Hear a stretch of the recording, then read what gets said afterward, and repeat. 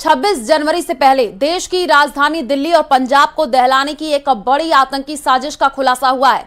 खालिस्तान समर्थक आतंकी संगठनों से जुड़े नेटवर्क को सुरक्षा एजेंसियों ने समय रहते बेनकाब कर दिया। यह साजिश सिर्फ दिल्ली नहीं बल्कि पूरे देश की सुरक्षा के लिए बड़ा खतरा बन सकती थी।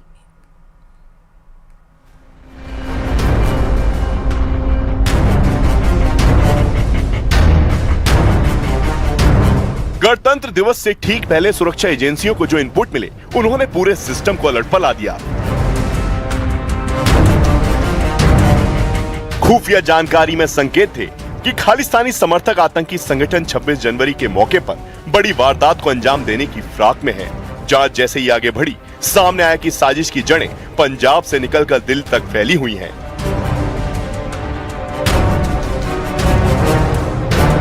मकसद था राष्ट्रीय पर्व के दौरान हमले कर दहशत फैलाना और देश का माहौल बिगाड़ना। इसके बाद स्टेट स्पेशल ऑपरेशन सेल और काउंटर इंटेलिजेंस ने मिलकर एक सुनियोजित ऑपरेशन शुरू किया, जिसके बाद मोहाली स्टेट स्पेशल सेल ने BKI और KCF से जुड़े 3 संदिग्धों को गिरफ्तार किया। 2 गिरफ्तारी पंजाब से हुई, जबकि मास्टरमाइंड को जम्मू कश्मीर से गिरफ्तार किया गया। जांच में दावा किया जा रहा है कि तीनों संदिग्ध एक सुनियोजित आतंकी साजिश पर काम कर रहे थे। इनके निशाने पर थे पंजाब शिवसेना के दफ्तर, हिंदू संगठन और शिवसेना के बड़े नेता, पंजाब की सरकारी इमारतें और ऐसे करीब 10 लोग जिन्हें पहले से सुरक्षा मिली हुई है। साजिश के तहत इन ठिकानों पर हैंड ग्रेनेड हमले की योजना बनाई गई थी। पुलिस के मुताबिक गिरफ्तार तीनों आरोपी पाकिस्तान और UK में बैठे खालिस्तानी आतंकी हैप्पी पासिया उर्फ रिंदा और कुलवंत सिंह उर्फ कांता उर्फ मान सिंह के निर्देश पर काम कर रहे थे। जांच में इस बात का भी खुलासा हुआ है कि सोशल मीडिया के जरिए युवाओं की भर्ती की जा रही थी और खालिस्तानी आतंकवाद के नेटवर्क को आगे बढ़ाया जा रहा था। जिस सोशल मीडिया नेटवर्क का जिक्र हुआ, वही इस पूरी साजिश की सबसे बड़ी कड़ी बनकर सामने आया। न्यूज 18 इंडिया पर अब उन 3 चेहरों को देखिए जो 26 जनवरी से पहले देश का माहौल बिगाड़ने की तैयारी में थे। कुलदीप सिंह, अवतार सिंह और करणवीर। जांच में सामने आया कि पंजाब से गिरफ्तार 2 संदिग्धों की पूछताछ के दौरान दिल्ली कनेक्शन का खुलासा हुआ। ये तीनों आरोपी बब्बर खालसा इंटरनेशनल और खालिस्तानी कमांडो फोर्स के लिए काम कर रहे थे। इनके निशाने पर सिर्फ पंजाब ही नहीं बल्कि दिल्ली की सरकारी इमारतें और प्रमुख लोग भी थे। हथियारों की बरामदगी के बाद ये साफ हो गया है कि पूरी साजिश विदेश में बैठे हैंडलरों के निर्देश पर रची जा रही थी। 26 जनवरी के दिन दिल्ली को इसलिए चुना गया क्योंकि इस दिन का प्रतीकात्मक और सुरक्षा महत्व सबसे ज्यादा होता है। जिस खतरे की ओर इशारा किया गया, उसकी परतें अब एक एक कर खुल रही हैं। अब सिलसिलेवार तरीके समझिए बब्बर खालसा इंटरनेशनल और खालिस्तानी कमांडो फोर्स की उस साजिश का पूरा कच्चा चिट्ठा जो 26 जनवरी से पहले रची गई थी। दरअसल मोहाली की स्टेट स्पेशल ऑपरेशन सेल ने जब खुफिया इनपुट के आधार पर काम शुरू किया, तो सामने आया कि BKI और KCF पंजाब में हैंड ग्रेनेड हमलों के जरिए माहौल बिगाड़ने की तैयारी कर रहे हैं।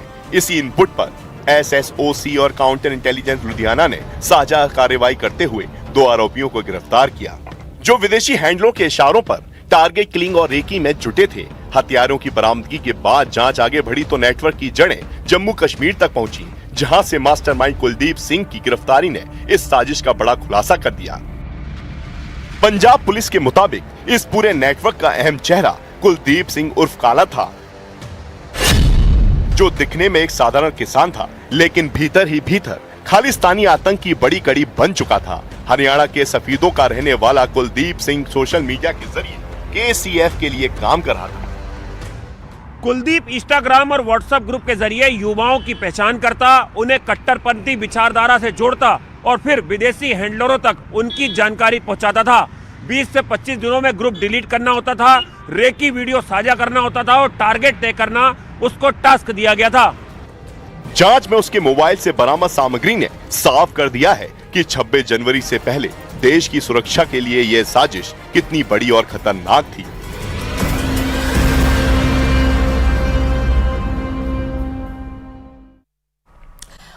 और उत्तर भारत से लेकर के पहाड़ों तक मौसम का मिजाज बदला हुआ है। मैदानी इलाकों में कड़ाके की ठंड लोगों को कपकपा रही है, तो वहीं पहाड़ों पर लंबे इंतजार के बाद अब बर्फबारी की दस्तक ने सुकून दिया है। जम्मू कश्मीर, लद्दाख और हिमाचल के ऊंचाई वाले इलाकों में बर्फ की सफेद चादर बिछ चुकी है, जिससे वादियां खूबसूरत नजरों का तोहफा दे रही हैं। पहाड़ों से आई ये तस्वीरें ये बता रही हैं कि बर्फबारी राहत भी है और चुनौती भी।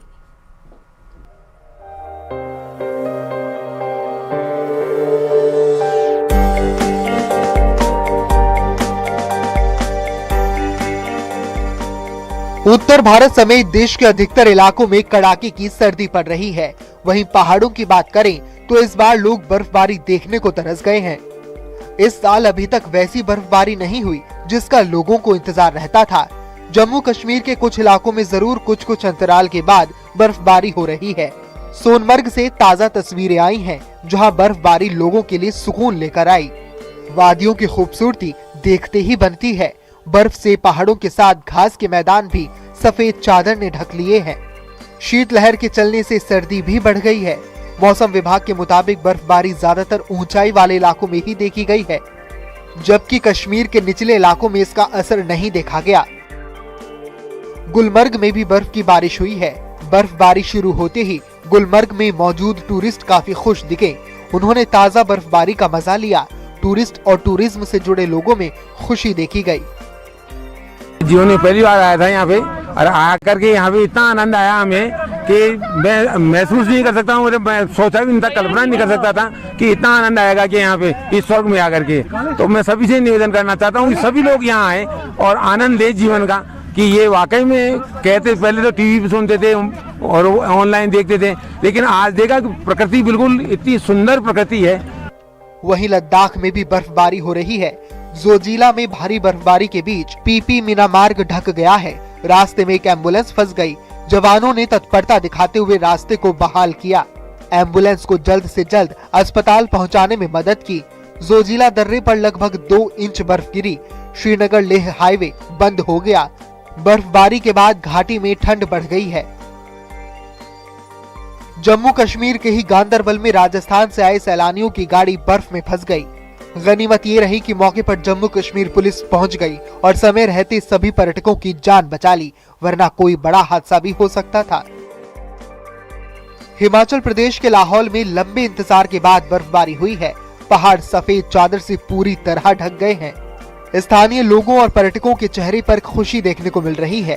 बर्फबारी राहत लेकर आई है, क्योंकि इससे फसलों और फलों की पैदावार पर सीधा असर पड़ता है। हालांकि ताजा बर्फबारी ने जनजीवन को भी प्रभावित किया है। कई इलाकों में सड़कों पर बर्फ जमने से गाड़ियां फंस गईं। बर्फबारी होने से पारा गिरने लगा है। खराब मौसम को देखते हुए प्रशासन ने लोगों से सतर्क रहने की अपील की है। खासकर ऊंचाई वाले और दुर्गम इलाकों की ओर यात्रा करने से बचने की सलाह दी गई है। जम्मू कश्मीर के कुछ इलाकों को छोड़ दिया जाए तो हिमाचल और उत्तराखंड में अभी भी बर्फ पड़ने का इंतजार हो रहा है। आने वाले दिनों में मौसम में बदलाव होने की संभावना जताई गई है। मौसम विभाग के मुताबिक वेस्टर्न डिस्टरबेंस की वजह से ऊंचाई वाले इलाकों में हिमपात हो सकता है। Bureau report, news 18, UP Uttarakhand.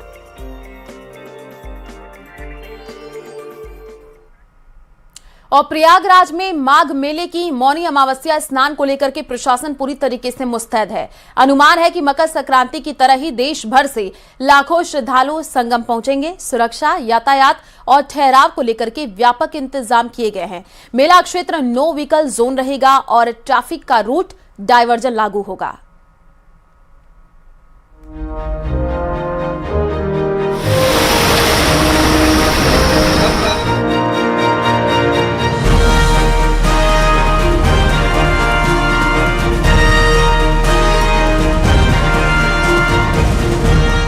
Mauni Amavasya यानी माघ मेले का तीसरा सबसे पवित्र स्नान।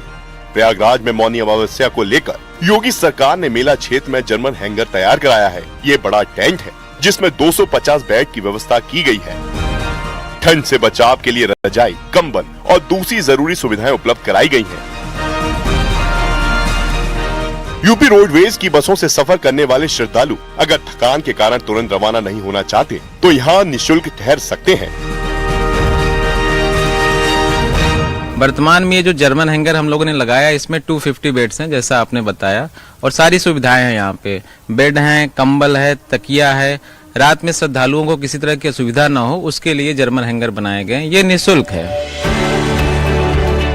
मौनी अमावस्या स्नान को देखते हुए यूपी रोडवेज ने भी बड़ा इंतजाम किया है। इस दिन करीब 3800 बसें श्रद्धालुओं की सेवा में लगाई जाएंगी। इसके अलावा 400 बसें रिजर्व में रखी गई हैं। अगर भीड़ अचानक बढ़ती है या किसी रूट पर अतिरिक्त बसों की जरूरत पड़ती है तो प्रशासन तुरंत निर्णय लेकर बसें तैनात करेगा ताकि किसी को परेशानी ना हो। जो यूपी रोडवेज है वो मौनी अमावस्या में 3800 बसें चलाने की तैयारी कर रहे हैं कि ताकि श्रद्धालुओं को कहीं से भी कोई दिक्कत परेशानी ना हो। इसके अलावा अगर हम बात करें तो इस तरीके के 400 बस रिजर्व में रखे गए हैं। जहां पर इस वक्त हम मौजूद हूं इस बस स्टॉप पे, मैं अगर अपने विजय कमलेश से कहूं पैन करके जरा कैमरे दिखाएं तो हर तरफ जहां भी हम पैन करेंगे ये रिजर्व बसें यहाँ पर खड़ी आपको दिखेंगी। हम लोग की राजापुर में भी 200 बसें हैं। यहाँ से हमारा 12 किलोमीटर दूरी पे वर्कशॉप है, तो जहाँ पे श्रद्धालुओं की संख्या बढ़ेगी वहाँ पे हम लोग बसों को डाइवर्ट कर देते हैं। और जहां से पर प्रशासन बोलेगा वहां बस तुरंत चली जाएगी। जी बिल्कुल, चाहे रेलवे स्टेशन पे, चाहे नेहरू पार्क पे, चाहे बेला कछार पे, वहाँ बसें तुरंत पहुँच जाएंगी। रेलवे भी मौनी अमावस्या स्नान को लेकर पूरी तरह अलर्ट मोड में है। मेला क्षेत्र से लेकर प्रयागराज जंक्शन तक और आसपास के इलाकों में सीसीटीवी कैमरे लगाए गए हैं। जैसे ही श्रद्धालु स्टेशन से बाहर निकलेंगे, रेलवे पुलिस उनकी मदद के लिए तैनात रहेगी। भीड़ प्रबंधन के साथ साथ हर संदिग्ध गतिविधि पर भी रेलवे पुलिस की कड़ी नजर रहेगी।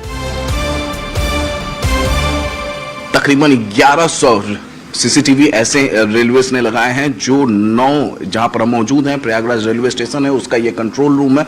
मैं एक नजर आपको दिखा दूं। सबसे पहले तो इस कंट्रोल रूम का देखिए, यहाँ पर हर तरफ आपको सीसीटीवी कैमरास दिखेंगे, तो दूसरी तरफ आपको यहाँ पर आरपीएफ के बड़े अधिकारी दिखेंगे कि जो कि यहाँ पर वायरलेस सेट और फोन्स के जरिए लगातार हर जगह निगरानी रखे हुए हैं, चाहे वो मेला क्षेत्र हो, चाहे वो बाकी जो प्रयागराज रेलवे स्टेशन के अलावा 8 जो रेलवे स्टेशन है उस पर वो नजर रखेंगे। इसके लिए हम लोग पूरे मेला पीरियड में रिंग रेल सर्विस चला रहे हैं।